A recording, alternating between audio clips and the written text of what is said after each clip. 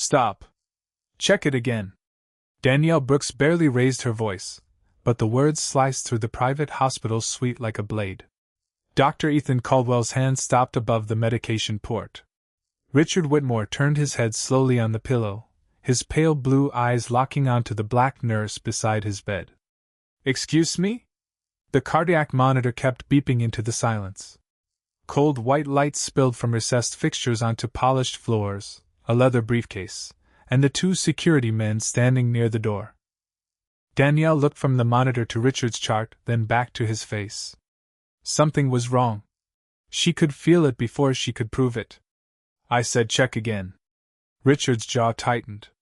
57 years old, founder of Whitmore Capital, he was accustomed to people moving when he spoke, not questioning the people he paid to keep him alive. His daughter Claire stood near the window, fingers wrapped around a paper coffee cup. Dr. Caldwell lowered his hand.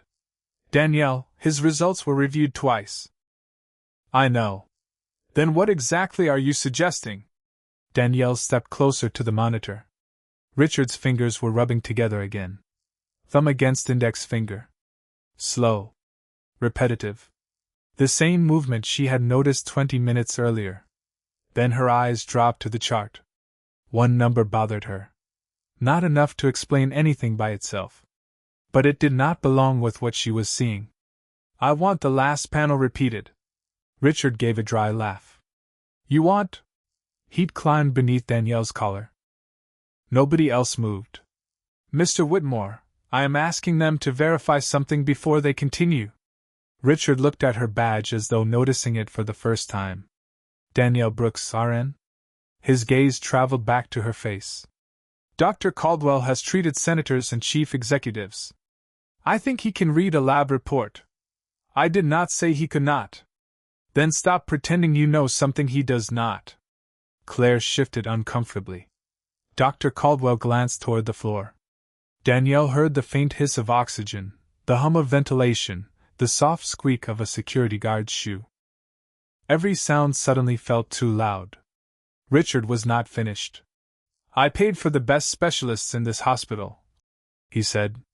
Not for someone like you to walk in here and second-guess them. The words landed harder than his volume. Danielle had heard that tone before.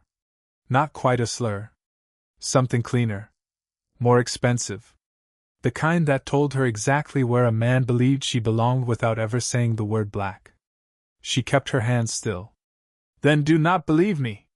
Richard blinked. Danielle nodded toward the chart. Just check it again. Dr. Caldwell exhaled through his nose.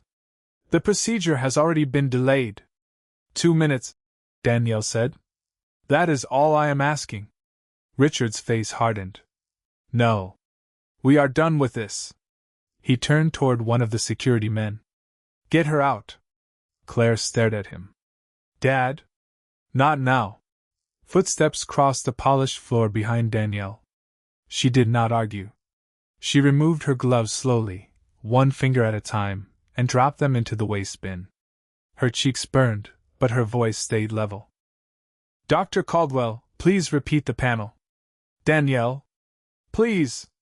Richard shook his head. Stay in your lane, Nurse Brooks. Danielle reached the doorway. Then the monitor changed. Just once. A tiny irregular pulse flickered across the screen and vanished before anyone reacted. Danielle froze. Her eyes snapped to Richard's hand. The rubbing had stopped. His fingertips were trembling now. She turned back toward the bed. Mr. Whitmore, when did that start? Richard frowned. When did what start? Your hand. Dr. Caldwell looked over. Danielle, leave. But she was already staring at the chart again, mentally stacking the details together. The hand, the fleeting rhythm change, the number that should not have been there. 3 small things. 3 harmless things, unless they were not harmless at all. Security reached her shoulder. Danielle stepped into the hallway, and the glass doors sealed behind her with a quiet click. Inside, Dr. Caldwell reached for the medication again. Danielle stood beneath the fluorescent lights, breathing hard, humiliation burning in her chest. Then she remembered one line buried in Richard Whitmore's admission notes. Her breath stopped. She spun toward the glass. Caldwell's hand was already moving toward the port. Danielle's face went cold. No! She lunged for the door. Dr. Caldwell, do not give him that! Danielle hit the glass door just as Dr. Caldwell's fingers closed around the medication port. Stop! Every face turned. The monitor pulsed green across Richard Whitmore's pale features as security stepped between Danielle and the bed. I told you to remove her, Richard snapped. Danielle barely heard him. Her eyes were fixed on his right hand. The tremor was stronger now. Your admission notes, she said. You reported numbness this morning. Caldwell frowned. Transient tingling. It resolved. And the potassium result? Within range. Barely. Richard's expression sharpened. Are we doing this again? Danielle stepped closer despite the guard blocking her path.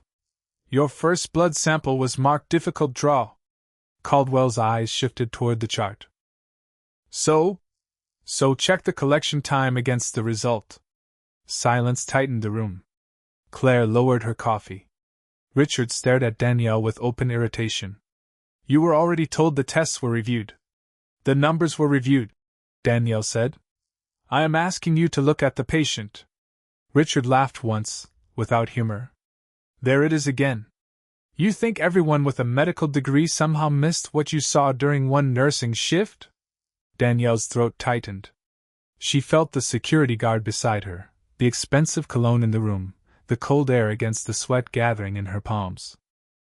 I think something changed. Based on what? His hand? His rhythm? His symptoms? And a result that does not fit. Dr. Caldwell looked at Richard's fingers. For the first time, uncertainty crossed his face. Richard noticed it. Ethan. Give me a second. No. You told me we were clear.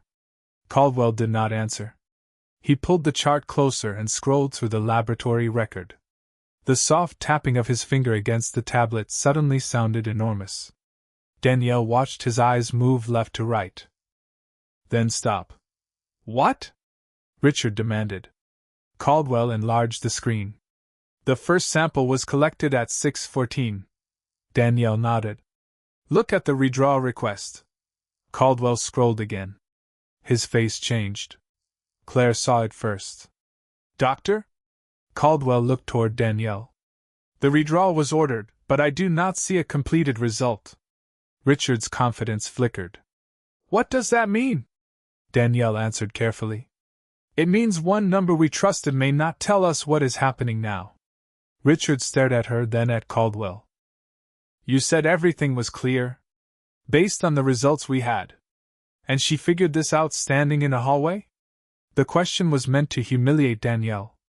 Instead, nobody laughed. Caldwell set the medication aside. That tiny movement changed the entire room. Richard saw it too. His eyes hardened, but fear had entered them now. Repeat the labs, Caldwell ordered. And get another electrocardiogram. The security guard stepped away from Danielle. No apology. No acknowledgement. Just space where a barrier had been. Danielle moved to Richard's bedside and reached for the blood pressure cuff. He pulled his arm back. Do not touch me, Claire whispered. Dad. Richard kept his eyes on Danielle. You embarrassed my physician, delayed my procedure, and turned this room upside down over a hunch. Danielle held his gaze. Then I hope I am wrong. That stopped him. Not triumph. Not anger. She actually wanted to be wrong. For the first time, Richard seemed unable to decide what kind of woman was standing beside him. Minutes dragged beneath the fluorescent glow. A printer hummed outside. Rubber saws crossed the corridor. Claire paced near the window while Caldwell watched the monitor without speaking. Then a laboratory notification appeared on his tablet. He opened it. His shoulders went rigid. Ethan? Richard said. Caldwell read the result again. Danielle watched the color leave his face.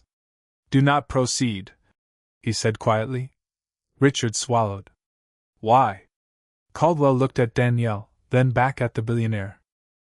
Because Nurse Brooks was right to stop us. The room went completely still. Richard's eyes moved toward Danielle's badge as if he were finally reading her name. But before anyone could speak, the monitor sounded a new alarm. Danielle turned sharply. Richard's right hand went still against the sheet. His expression changed from anger to confusion.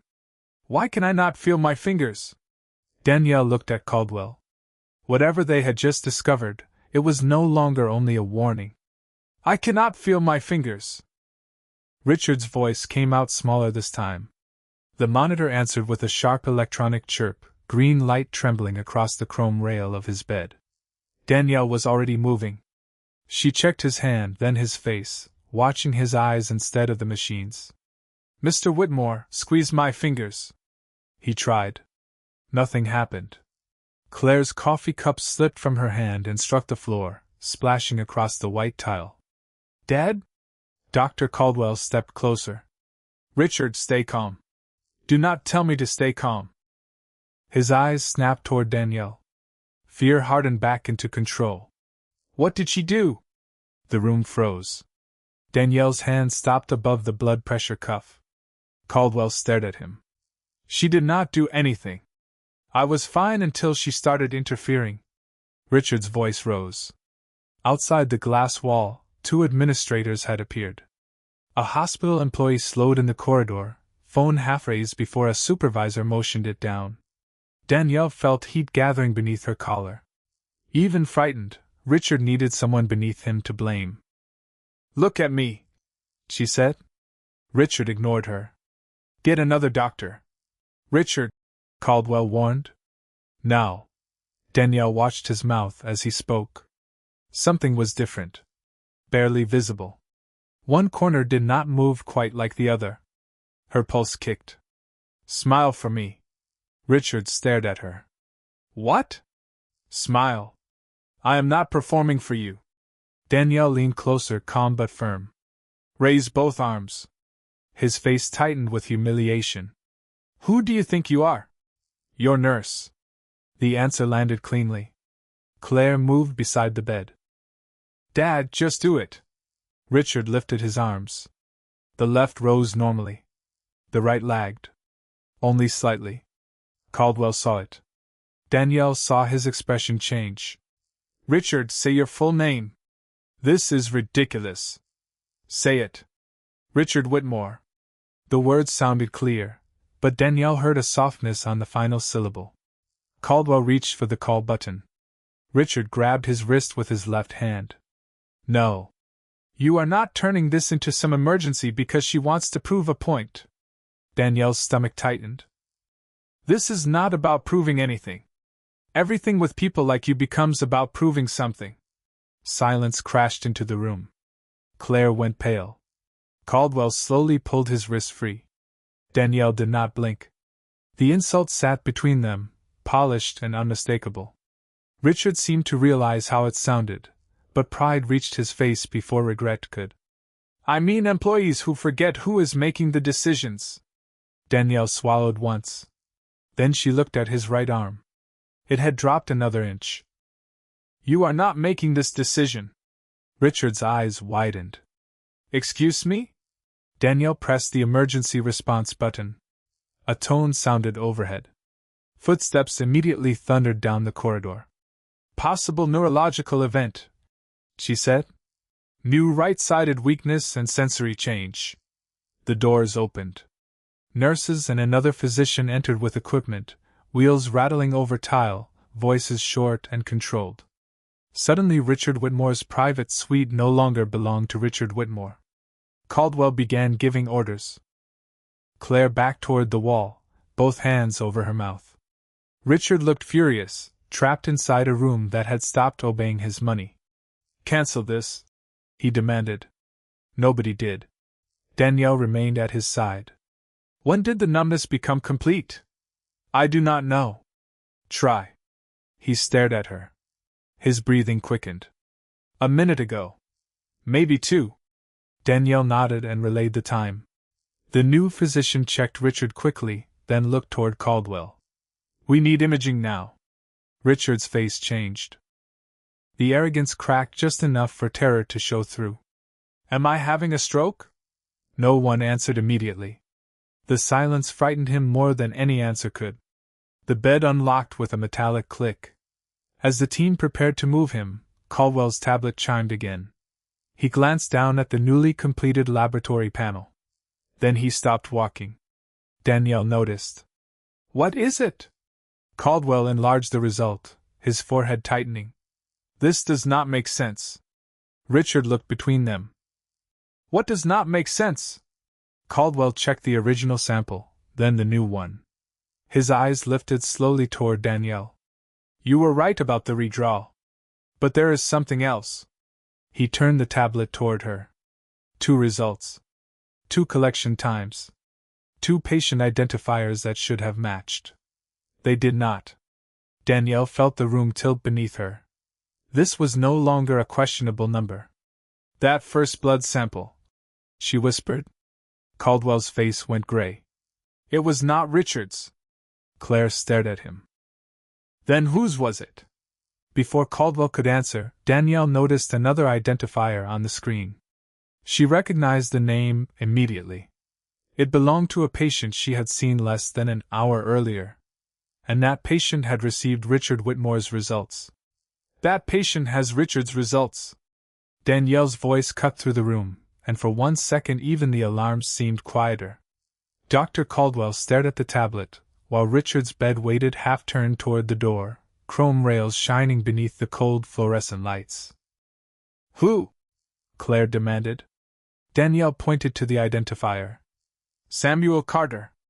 Room 814. Caldwell's head snapped up. He was cleared for discharge. Danielle was already moving. Not if his real results are the ones we thought belonged to Mr. Whitmore. Shoes hammered across the hallway. Behind the glass, staff members whispered as the emergency team split in 2, one group rushing Richard toward imaging, another calling the 8th floor.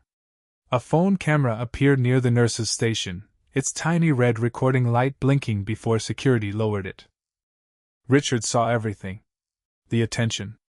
The confusion. His name traveling through the corridor like smoke.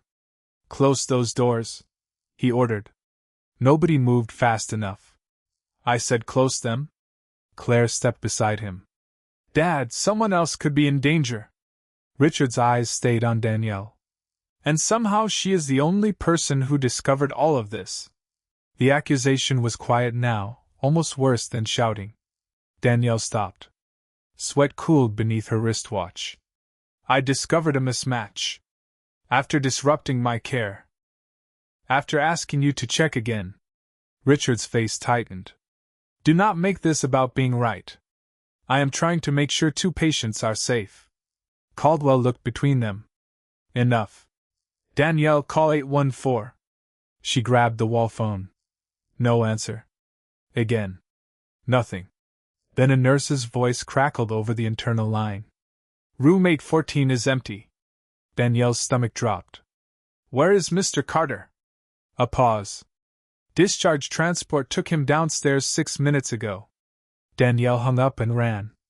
The elevator numbers crawled downward while the machinery hummed behind the steel doors. 8. 7. 6. Too slow. She hit the stairwell instead. Her shoes struck concrete and hard, echoing beats as she descended, one hand sliding along the cold metal rail. Above her, Richard shouted something she could not hear. By the time Danielle burst into the main lobby, evening light was pouring through the glass entrance. Families turned. A wheelchair squeaked near the doors. Outside, a transport van idled at the curb, exhaust trembling in the August heat. Mr. Carter! Danielle called. An elderly man in the wheelchair turned weakly toward her. His daughter stood beside him holding discharge papers. What is happening? Danielle crouched in front of him. His skin looked damp. His breathing was shallow. Sir, are you dizzy? A little. Chest pressure? He hesitated. Since upstairs. His daughter's face changed. He told them that. Danielle looked at the transport aide. He cannot leave. The aide raised both hands. I have signed discharge paperwork. Then the paperwork is wrong. 2 nurses arrived behind Danielle, followed by an administrator in a navy suit. His voice dropped sharply. Nurse Brooks, step away. Risk management is handling this. Danielle looked at him in disbelief. He has symptoms. You have already created enough confusion tonight. The words drew several eyes from the lobby. Someone's phone lifted. Danielle felt the humiliation hit, hot and immediate, but Mr. Carter suddenly gripped the armrest. His daughter whispered, "Dad?"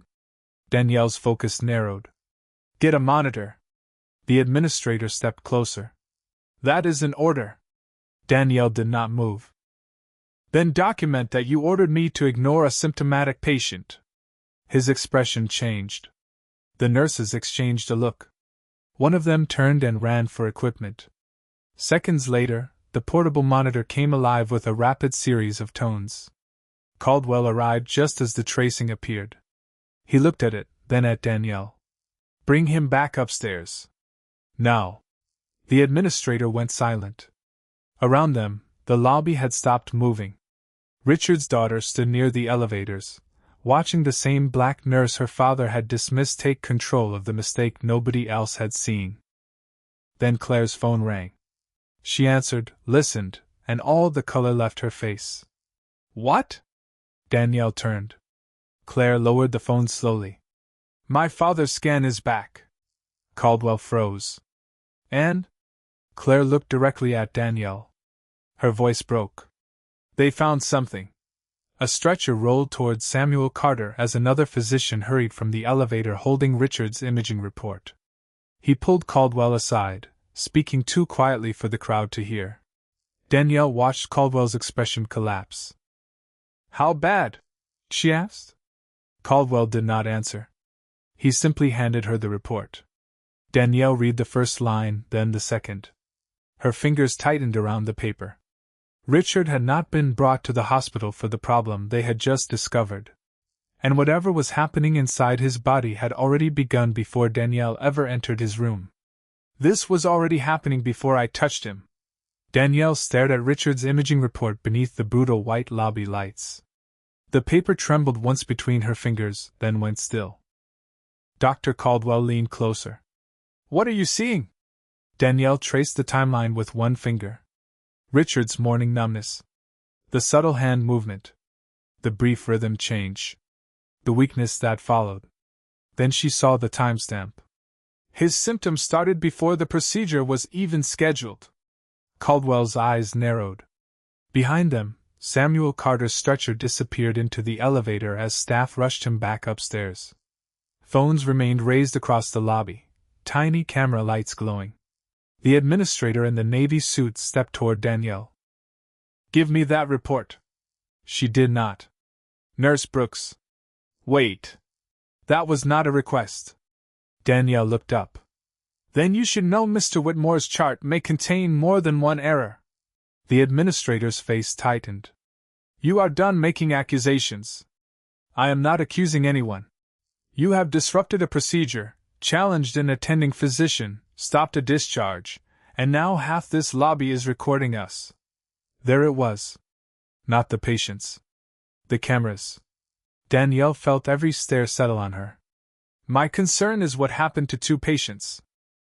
"Your concern should be your job." Claire stepped forward. "Do not threaten her." The administrator froze. Caldwell looked at Claire. So did Danielle. Richard Whitmore's daughter stood shaking, but her voice did not. "She warned everyone before any of you listened." The elevator chimed. 2 members of Richard's corporate security team emerged with a hospital executive Danielle recognized immediately. Malcolm Reeves, Chief Operating Officer. His polished shoes struck the tile with slow, controlled clicks. "Where is Nurse Brooks?" The crowd parted. Reeves approached Danielle without looking at anyone else. "You need to come with me. My patient is upstairs.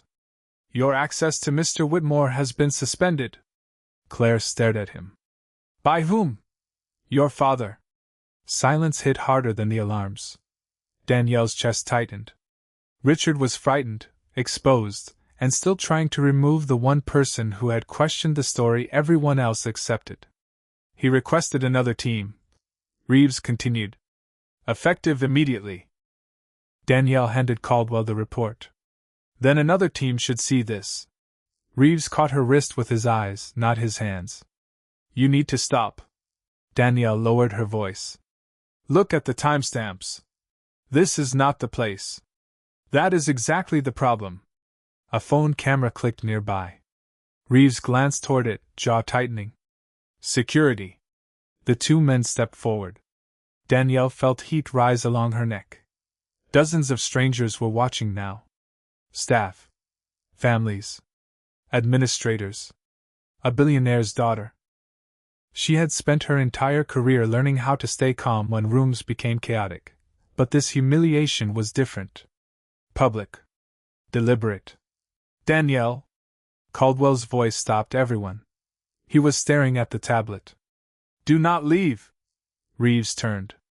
Dr. Caldwell. She is right. The words landed softly. The lobby went dead quiet. Caldwell rotated the screen toward him. Richard's neurological symptoms were documented this morning, but the note was entered under Carter's chart. Reeves blinked. A clerical error. No. Danielle stepped closer. Look at the times. Caldwell scrolled. His face slowly changed. 2 entries had been moved. Then another.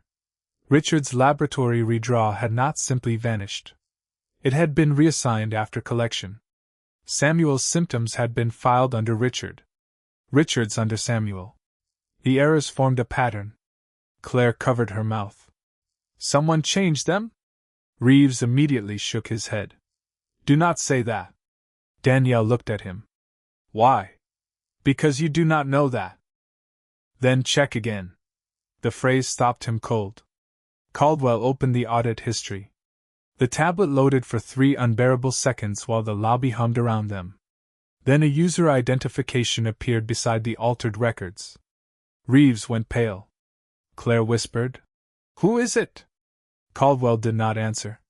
He looked toward the executive elevator. The doors opened. Richard Whitmore was being rushed back from imaging, awake, frightened, his face stripped of its earlier arrogance. He saw Danielle surrounded by security. Why is she still here? He demanded. Claire walked straight to her father's bed. Because she was right again. Richard's eyes flashed.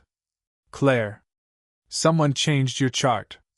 That broke something in him. His anger vanished. What? Caldwell brought the tablet closer. Richard read the audit history. His breathing slowed. Then stopped for one terrifying beat. Danielle watched recognition spread across his face. Not confusion. Recognition. He knew the user identification. Dead? Claire whispered.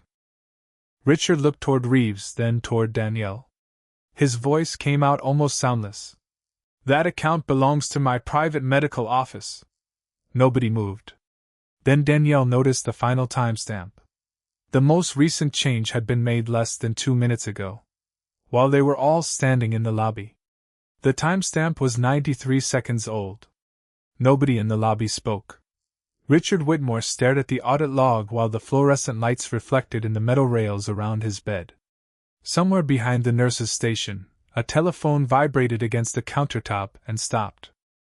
Danielle looked at the screen again. Someone is still inside the account. Richard lifted his eyes. The fear in them was quieter now.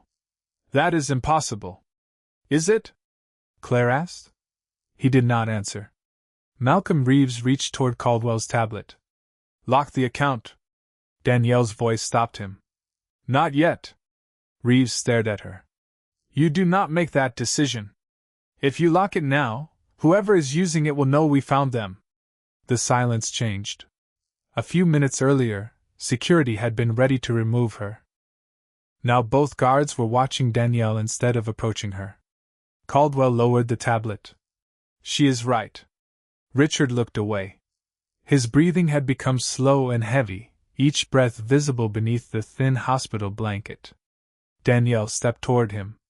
Who has access to your private medical office? My physician. 2 nurses. My assistant. Anyone else? Richard hesitated. That hesitation was enough. Claire noticed it. Dad? He closed his eyes. My company's medical director. Reeves stiffened. Danielle caught it immediately. You know something. No, you reacted. I reacted because this conversation is reckless. Danielle did not raise her voice. Then check again. Reeves went silent. Richard's eyes opened. For the first time, the words did not offend him. They frightened him. Caldwell requested the access history without closing the active session. The loading icon turned slowly on the screen. Around them, the lobby had become unnaturally still. No raised voices. No rushing staff. Only ventilation humming overhead and the faint electronic pulse of Richard's portable monitor. Claire moved closer to Danielle. How did you know something was wrong before the tests? Danielle looked at Richard's hand resting against the sheet. I did not know. Richard watched her. Then why did you keep pushing? Because the chart told me he was fine. She met his eyes. He did not. Something shifted across Richard's face. Danielle saw the exact moment he understood. She had not challenged him to embarrass him. She had not been trying to outsmart his doctors. While everyone else had been looking at reports, schedules, status, and the billionaire occupying the bed, she had been looking at the patient. Richard glanced down at her badge. Danielle Brooks, RN? This time he read every letter. His mouth opened, but no apology came. Not yet. Caldwell's tablet chimed. Everyone turned. Access history is back. Reeves stepped forward. Give it to me. Caldwell moved the tablet away from him. No. The single word landed heavily. He scrolled through the entries. Richard's private office account had opened multiple charts that evening. Richard Whitmore. Samuel Carter. Then 3 more patients. Danielle's stomach tightened. 3 more? Claire whispered. Caldwell nodded. All on this floor. Danielle moved beside him. Each record showed small changes. A time adjusted. A symptom reassigned. A laboratory order cancelled. Nothing dramatic alone. Together, they looked deliberate. Call their nurses, Danielle said. Reeves shook his head. We do not know that these edits harmed anyone. Richard suddenly looked at him. Why are you defending this? Reeves froze. Richard's voice remained weak, but the old authority had returned in a different form. You wanted her removed. You wanted the report taken. Now you want us to ignore this. Richard, I am protecting the hospital from speculation. This is not your hospital. No, Danielle said quietly. But someone is protecting something. Every eye turned toward her. Reeves' phone vibrated. Once. Twice. He looked down despite himself. Danielle saw his expression change before he turned the screen face down. Richard saw it too. Who was that? Nothing important. Claire gave a disbelieving laugh. Now? Reeves slipped the phone into his pocket. Caldwell began calling the nurses assigned to the other patients. Danielle stayed beside Richard. The billionaire looked smaller beneath the white sheets, stripped of the entourage and certainty that had filled the room hours earlier. Nurse Brooks. Danielle looked at him. His eyes struggled to hold hers. When I told them to remove you. He stopped. Danielle waited. Richard swallowed. You came back anyway. You still needed help. No triumph. No accusation. That hurt him more. His gaze dropped. Across the lobby, one of the security guards who had escorted Danielle out earlier quietly stepped away from Reeves and positioned himself beside her instead. Danielle noticed. So did Richard. Then Caldwell stopped speaking mid-call. His face went still. What happened? Danielle asked. He lowered the phone. One of the 3 patients is missing, Claire whispered. Missing? Her room is empty. No discharge order. No transport record. Reeves took one step backward. Danielle heard it clearly, the hard click of his shoe against tile. Richard turned toward him. Malcolm? Reeves said nothing. Then his phone vibrated again. This time the screen lit before he could hide it. Danielle caught only 5 words in the message preview. 5 words that drained every trace of color from Reeves' face. She knows. Move the patient. She knows. Move the patient. Danielle read the message before Malcolm Reeves could turn his phone away. The lobby went silent. Richard Whitmore's monitor pulsed steadily beside him, each electronic beat cutting through the cold air as every face turned toward Reeves. "Give me the phone," Richard said. Reeves swallowed. "You are misunderstanding this." "Then explain it." He did not. That silence changed everything. Claire stepped away from Reeves. Dr. Caldwell stopped beside Danielle.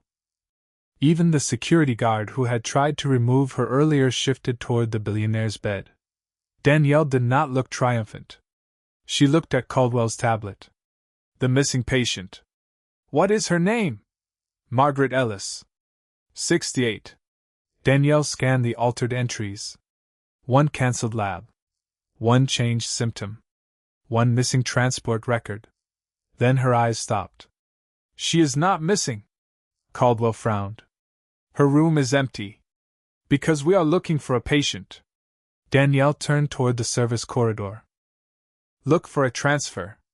Reeves' face tightened. "That makes no sense." Danielle looked at him.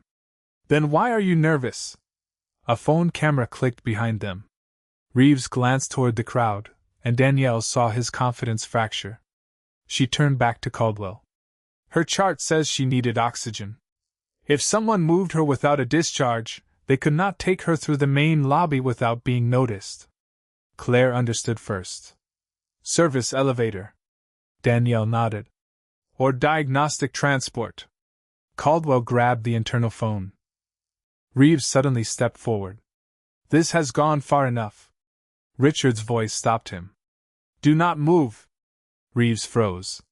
The billionaire who had spent the night ordering Danielle out was now watching her as if the room depended on her next sentence. Caldwell listened to the phone, then covered the receiver. "Transport has no record of Ellis." Danielle's gaze moved toward the security cameras mounted above the hallway. "Check the freight elevator." Reeves shook his head. "You cannot access surveillance without authorization." Richard stared at him. "She has mine." The words landed like a door slamming shut. Danielle looked at Richard. Hours earlier, he had told her to stay in her lane. Now he had just placed his authority behind her in front of everyone. A security supervisor opened the camera feed on a workstation. Grainy footage filled the monitor. 8:47. Empty corridor. 8:49. A hospital transport chair appeared. An elderly woman sat beneath a gray blanket while a man in scrubs pushed her toward the freight elevator. "Pause," Danielle said. The image stopped. Caldwell leaned closer. "That is Ellis," Claire whispered. "Who is pushing her?" The man's face was hidden behind a surgical mask, but Danielle was staring at something else. His badge. It hung backward. "He does not work transport." The supervisor zoomed in. "How can you tell?" "Their badges use blue clips." Danielle pointed. "His is black." Caldwell looked at her, stunned. Danielle had noticed because nurses notice details people consider too small to matter. The same way she had noticed Richard's fingers. The same way she had noticed the laboratory number. The same way everyone had dismissed her until the small things became impossible to ignore. "Where does that elevator go?" she asked. "Basement loading level," the supervisor said. Danielle's expression changed. "Call security downstairs. Now." Reeves stepped backward again. Richard saw him. "Malcolm. I had nothing to do with this." Nobody had accused him. That made the sentence worse. Phones rose across the lobby. Staff who had avoided Danielle's eyes earlier were staring openly now. Not at the black nurse who had caused trouble. At the woman who had been right every time they told her she was wrong. The supervisor spoke urgently into his radio. Static answered. Then a voice. "We found the chair." Claire gripped the edge of Richard's bed. "And Mrs. Ellis?" A pause. Not with it. Danielle closed her eyes for half a second. Think. She opened them. Show me the basement cameras. Another feed appeared. Concrete walls. Fluorescent tubes. Delivery doors. A maintenance cart rolled past. Then Danielle saw a dark sedan waiting near the loading entrance. Its engine vibrated faintly beneath the garage lights. There. The camera zoomed. Two figures approached the car. One was the masked man. The other was Margaret Ellis. She was walking now, slowly, one hand against the wall. Why would she go with him? Claire whispered. Danielle stared at Margaret's face. She did not look confused. She looked terrified. Then Margaret stopped beneath the camera and deliberately raised her hand toward the lens. Something white was folded inside her palm. The masked man pulled her onward, but the object dropped onto the concrete. Danielle leaned toward the monitor. Zoom in. The image blurred, sharpened, then held. A hospital wristband lay beneath the fluorescent light. Caldwell read the name aloud. Richard Whitmore. Nobody breathed. Richard stared at the screen as the last of his certainty disappeared. Danielle turned slowly toward him. Mrs. Ellis did not receive your results by accident. Richard's lips parted. Reeves went completely still. Then Claire looked at her father. Why would a stranger have your wristband? Richard did not answer. He was staring at Margaret Ellis on the frozen screen. Recognition spread across his face, followed by something darker than fear. She is not a stranger, he whispered. Danielle watched his hand begin to tremble again. I know that woman. I know that woman. Richard's whisper carried farther than his earlier shouting ever had. Under the cold hospital lights, his face seemed suddenly older, the color drained from his cheeks as the frozen security image reflected in his eyes. Claire leaned closer. Who is she? Richard stared at Margaret Ellis on the monitor. She worked for me. Malcolm Reeves shifted near the elevator. Danielle noticed, but she kept her attention on Richard. Doing what? His throat moved. Compliance. Whitmore Capital. 12 years ago. The lobby remained silent except for the soft pulse of his monitor and the distant hum of the loading dock ventilation. Richard looked toward Reeves. She found irregularities in one of our healthcare investments. Claire's expression tightened. What happened to her?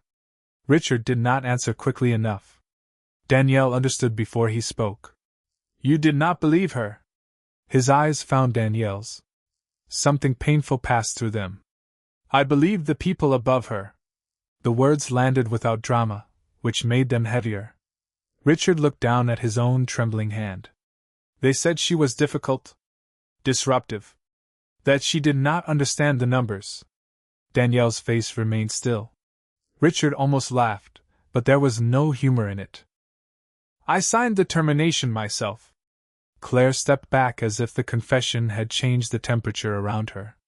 Behind them, phones were still recording, but nobody whispered now. Richard looked at Danielle's badge again. Tonight I did the same thing to you. Danielle said nothing. He swallowed. You told us something was wrong. I heard your job title before I heard your words. His eyes dropped for a moment. And I saw your skin before I saw your judgment. The admission stripped the room of every excuse he had used earlier. Reeves looked toward the floor. The administrator in the navy suit did the same. Even the security officer who had escorted Danielle out seemed unable to meet her eyes. Richard's voice weakened. I was wrong. Danielle could have let the silence punish him. Instead, she looked toward the security feed. Mrs. Ellis is still downstairs. Richard stared at her. No victory in her voice. No revenge. Only urgency. That seemed to break him more deeply than anger would have. After everything I said to you. He stopped. Danielle met his eyes. You were still my patient. Caldwell lowered his gaze. Claire's eyes filled, but Danielle had already turned toward the security supervisor. Can you track that sedan? Garage exit is locked now. Good. Do not approach until hospital security confirms Mrs. Ellis is safe. Reeves suddenly spoke.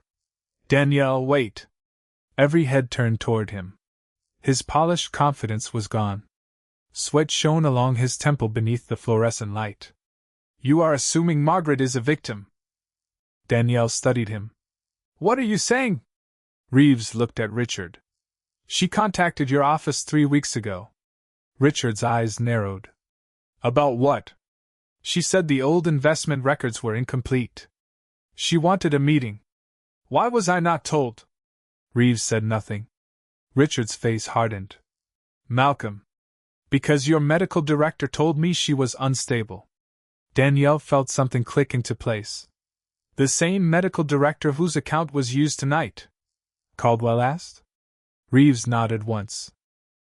A murmur moved through the lobby. The power had shifted so completely that nobody seemed to know where to stand anymore. Danielle looked back at the security footage. Then Margaret may know why the records were altered. Richard reached toward Danielle, then stopped before touching her arm. Even that hesitation felt different now. Bring her back. Danielle looked at him. Not for your company. Richard's eyes lowered. No. His voice cracked. For her. The security radio came alive. Static. Then a breathless voice from the basement. We have Mrs. Ellis. She is safe. Claire released the breath she had been holding. Richard closed his eyes. For the first time all night, the lobby seemed to soften. Then the radio continued. She refuses to come upstairs unless Nurse Brooks comes down herself. Everyone looked at Danielle. The same people who had watched security escort her away now silently opened a path for her. Richard watched her step forward, shame and gratitude fighting across his face.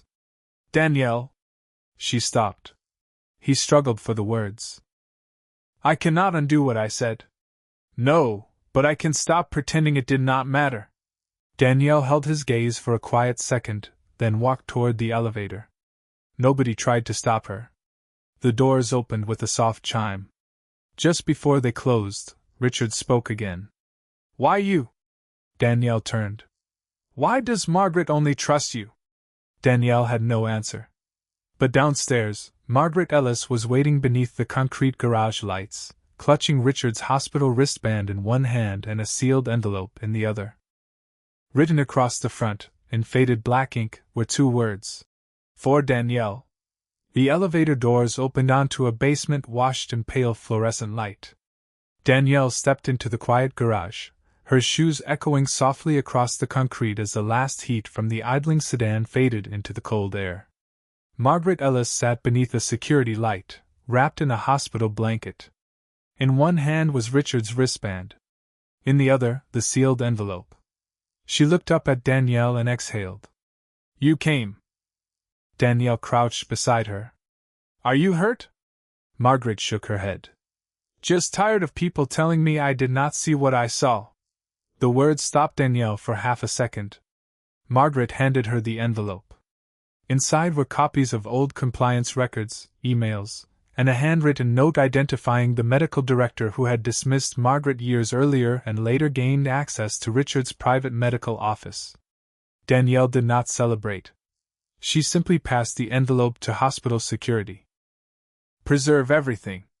Do not let anyone alter another record. By sunrise, the active accounts had been locked, the affected patients had been rechecked, and an independent investigation had begun. Malcolm Reeves was removed from the situation pending review. No shouting. No public spectacle. Just doors closing quietly on people who had believed authority made them untouchable. Richard remained under observation. His condition had been recognized early enough for the medical team to respond, but the night had stripped something from him that money could not replace, certainty about the man he believed himself to be.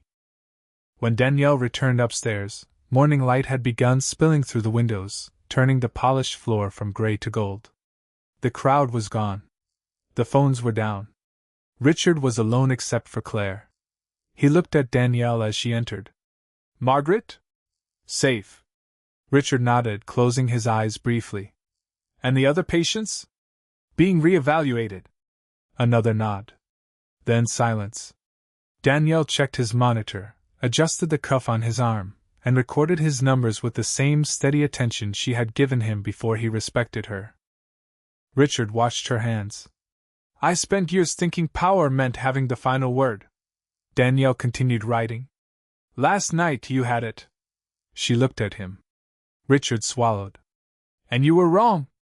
His eyes lowered. Yes. He did not defend himself this time. I was wrong about the chart. Wrong about Margaret. His voice tightened. And wrong about you. Danielle remained quiet. Richard glanced toward Claire, then back at the nurse he had humiliated in front of doctors, executives, security, and strangers. When I said people like you. He stopped. Shame moved across his face without performance. I knew what I was doing. Maybe I chose cleaner words, but I knew. Danielle held his gaze. So did I. Richard's eyes became wet, but she offered him no easy escape from the moment. I am sorry, Nurse Brooks. Not Danielle. Not young lady. Nurse Brooks. The title he had treated as insignificant now came from his mouth with deliberate respect. Thank you, she said. Richard looked surprised. That is all? An apology is a beginning. She checked his intravenous line. What you do after it matters more. Richard nodded slowly. Later that morning, he asked hospital leadership to document Danielle's actions exactly as they happened. He refused a statement praising himself for supporting her. He had not supported her. He made them write that down too. Margaret's original complaint was reopened, the altered medical records were preserved for investigators, and every affected patient was contacted. Richard could not erase 12 years with a donation or a press conference. For once, he did not try. 3 weeks later, Danielle crossed the same hospital lobby at the beginning of another night shift. The marble still reflected the same cold ceiling lights. The elevators still chimed. The monitors still called nurses toward rooms where frightened people needed someone to notice the small things. Near the entrance, Richard stood with Claire. No security detail. No executives. When he saw Danielle, he did not summon her. He waited. Danielle approached. Richard extended his hand. Nurse Brooks. She shook it. Mr. Whitmore. Nothing more was needed. A young nurse nearby watched the exchange, recognizing the billionaire first and Danielle second. Richard noticed. Before leaving, he turned to the young nurse and quietly nodded toward Danielle. If she tells you to check again, he said, check again. Danielle almost smiled. Richard walked toward the doors as morning sunlight poured through the glass. Then he stopped and looked back. Danielle was already gone, moving toward the sound of another patient's monitor. No applause followed her. No cameras lifted. Only her footsteps crossed the bright floor, steady and unhurried, until the hospital swallowed them into the morning. And for the first time, Richard Whitmore understood that the most powerful person in the room had never been the one everyone feared. It had been the one who noticed, stayed, and came back.